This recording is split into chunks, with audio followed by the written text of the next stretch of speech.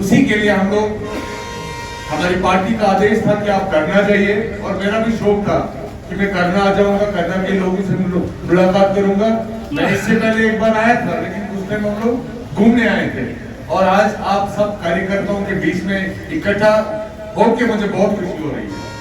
और आप सबको बताना चाहता हूँ, आप सब ने मेरा थोड़ा इंट्रोडक्शन दे दिया, मैं इंजीनियर एजाज हूँ, और आपके जहन में बताना चाहता हूँ, मैंने पार्टी 2006 में ज्वाइन की है। कब? 2006 में। और मैं राष्ट्रीय उपाध्यक्ष रहा, ऑल इंडिया वाइस प्रेसिडेंट रहा यूथ का, पश्चिम बंगाल प्रभारी रहा, चंडीगढ़ में मैंने काम किया, त्रिपुरा, कर्नाटक, केरल, आसाम, ये सारे स्टेटों में मैंने काम करके आया। यहाँ पर चुनाव का हिस्सा बनी, आप भी यहाँ से इलेक्शन लड़ी है, और मैंने चुनाव जब लड़ा, मुझे आप जैसे भाई थे जो समझदार थे, जो समझते थे हालातों को, और उन्होंने मुझे जिता के लाया। और भारतीय जनता पार्टी की पहली सीट जो बाकी थे, हमने कमल के निशान पे जीती, वो हमारी सीट थी। उसके लिए मैं आप सब कार्यकर्ताओं को बधाई देता हूँ। मैं आपको बताता हूँ, देखिए मैं एक गरीब परिवार से बिलोंग करता हूँ। मेरे फादर साहब एक छोटे से ड्राइवर थे, क्या वो ड्राइविंग का काम करते थे, उसके बाद वो एजुकेशन डिपार्टमेंट में उनकी नौकरी लगी। मैं आप सबको इसीलिए बताता हूँ ताकि आप लोग को भी वो हौसला आ जाए, आप भी वो चीजें समझे। कभी ऐसा होता है ना कि ये लोग यहाँ पे बैठते तो हम लोग वहां बैठते, एक टाइम ऐसा था कि हम लोग भी कहाँ पे बैठते थे, आपके पन्नों में बैठते थे। और धीरे धीरे जब हमने काम करते गए और पार्टी ने हमें रिकॉग्नाइज किया और अच्छी जगह पे लाए।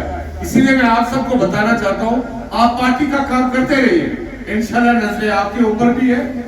आज इम्तियाज साहब यहाँ कॉन्स्टिट्यूंसी प्रेसिडेंट है, आज जागीर साहब डिस्ट्रिक्ट वाइस प्रेसिडेंट है, कल इंशाल्लाह आपकी बारी आ जाएगी, आप बहनों की बारी आ जाएगी।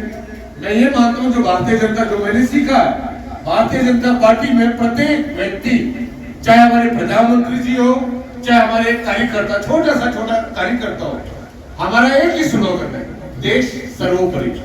कि देश है फर्स्ट, पार्टी सेकंड, और सेल्फ लास्ट। जब माननीय प्रधानमंत्री जी 2014 में जब उनकी सरकार आई, तो सबसे पहले उन्होंने क्या बोला कि हम लोग गरीबों की सेवा करने के लिए आए हैं। उस टाइम आपको पता होगा, उस टाइम उन्होंने 0 अमाउंट के अकाउंट खुलवाए। लोग हंसने लगे कि भाई हमें क्या फायदा होगा इसका कि हम लोग अकाउंट्स खोलेंगे, उसके बाद उसका क्या फायदा होगा।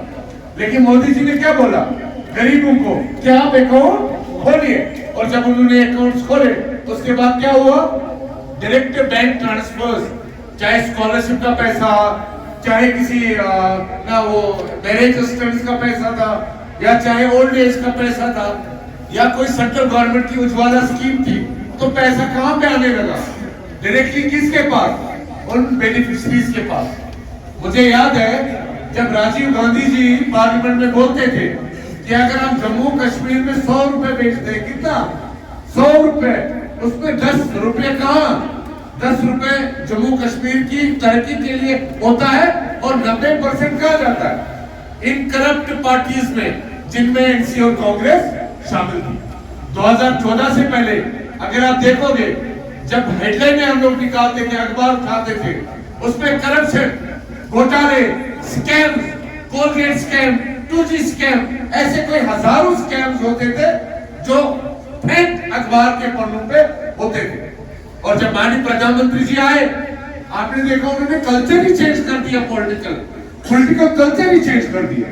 जब हम पहले मंत्रियों को देखते थे ना, बड़े डर जाते थे, और वो कभी पार्लियामेंट में नहीं बैठते थे, वो अपने बड़े बड़े महलों में बैठते थे। और जब प्रधानमंत्री जी खुद आए और उन्होंने 18 घंटा काम करना स्टार्ट किया, और आपने देखा जो उनके साथ मंत्री थे उन्होंने भी 18 घंटे काम करना स्टार्ट किया, और आज वो ना न्यू नॉर्मल बन गया। आज अगर कोई व्यक्ति काम करता है, कोई नेता काम करता है, उसको ये नहीं लगता कि मैं कुछ कर रहा हूँ। उसको प्रधानमंत्री जो हमारे नरेंद्र मोदी जी है, उन्होंने बोला कि हम लोग सेवा करने के लिए आए, हम लोग कोई राज करने के लिए नहीं आए। और मैं आप सबको बताना चाहता हूँ, भारतीय जनता पार्टी छोड़ के और कोई हल नहीं है जम्मू कश्मीर के लिए, और कोई हल नहीं है हमारे देश के लिए।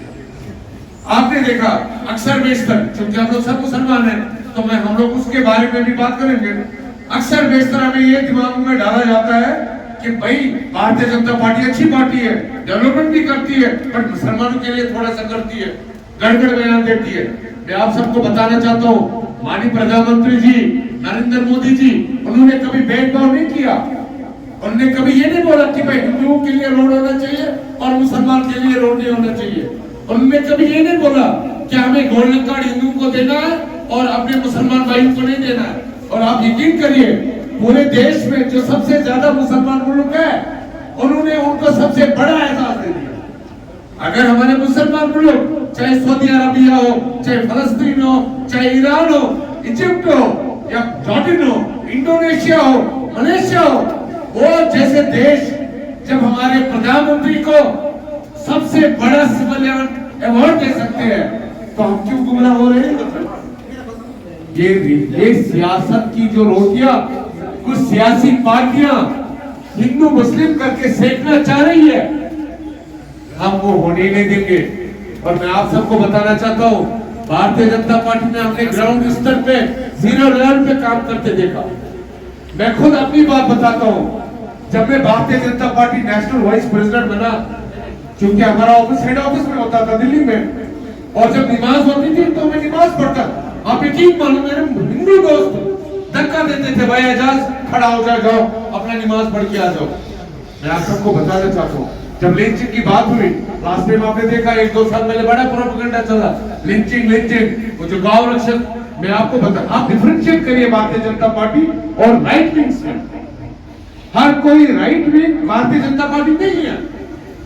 अब कोई मतलब ऐसे ना सैफरन कलर का गमछा पहनेगा तो सब बीजेपी नहीं है। उनके अपने अपने मसले हैं, कोई गांव रक्षक है, कोई बजरंग दल है, कोई कुछ है, और ये सब बीजेपी वाले नहीं है। और आपने देखा, जब प्रधानमंत्री जी को हमें पता चला और उनने सख्त से सख्त कानून लाए, अगर कोई लिंचिंग में पकड़ा जाएगा उसको सजाए पूरी जिंदगी जेल में जाना पड़ेगा। मेरे भाइयों, आप सब समझो, आज जिस तरीके से आपने देखा 2014 के बाद कितना परिवर्तन हुआ। अगर हम लोग जाते थे, अगर हम लोग फोटोज देखते थे दिल्ली के, कूड़ा करकट भरा